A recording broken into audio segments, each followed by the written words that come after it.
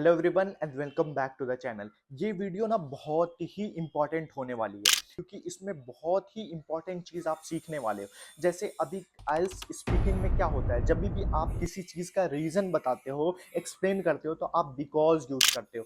तो क्या आप बिकॉज यूज़ कर करके बोर नहीं हो गए हो? क्योंकि मैं तो बिल्कुल बोर हो जाता हूँ, मेरे को मन नहीं करता बिकॉज यूज़ करने का। तो आज के इस वीडियो में मैं ऑल्टरनेटिव लाया हूँ आप लोगों के लिए, जिसको बिकॉज की जगह पर यूज कर सकते हैं और अपने लेक्सिकल रिसोर्स के पार्ट को इंप्रूव कर सकते हैं और आप आइल्स में अच्छे बैंड स्कोर ला सकते हो। तो पहला जो वर्ड है जिसको हम बिकॉज की जगह यूज कर सकते हैं वो है सिंस। एक तो सिंस हम यूज करते हैं कहां पे यूज करते हैं, जब हमें कोई पॉइंट ऑफ टाइम दिखाना हो, ठीक है।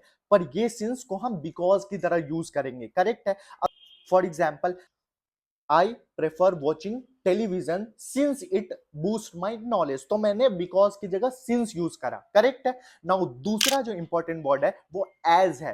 एज को भी बिकॉज की तरह यूज कर सकते हो। जैसे इसी एग्जाम्पल को हम समझते हैं, like I prefer watching television as it boost my knowledge. As it boost my knowledge. तो एज हमने बिल्कुल बिकॉज की जगह पे यूज कर लिया। तो जहां पे बिकॉज यूज हो सकता है वहां पे एज भी यूज हो सकता है, सिंस भी यूज हो सकता है। नाउ जो तीसरा इंपॉर्टेंट वर्ड है वो है due to the fact that. Due to the fact that example से समझते हैं। I choose city due to the fact that it offers many job opportunities.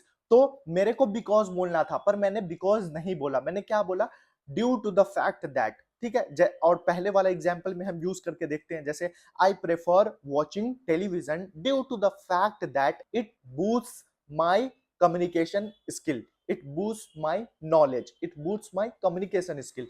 कुछ भी आपको बोलना है वो आप बोल सकते हो।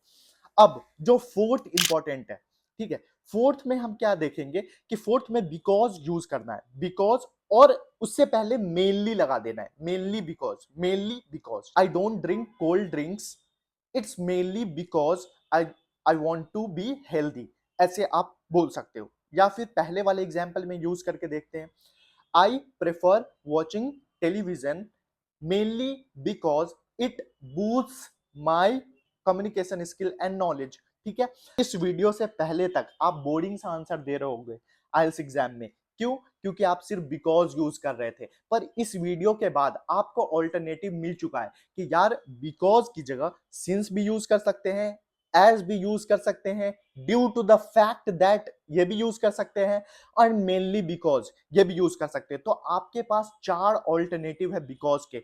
तो किसी एग्जाम्पल में आप बिकॉज बोल दो, किसी में सिंस बोलो, किसी में एज बोलो, किसी में due to the fact that बोलो, किसी में बोलो इट्स मेनली बिकॉज।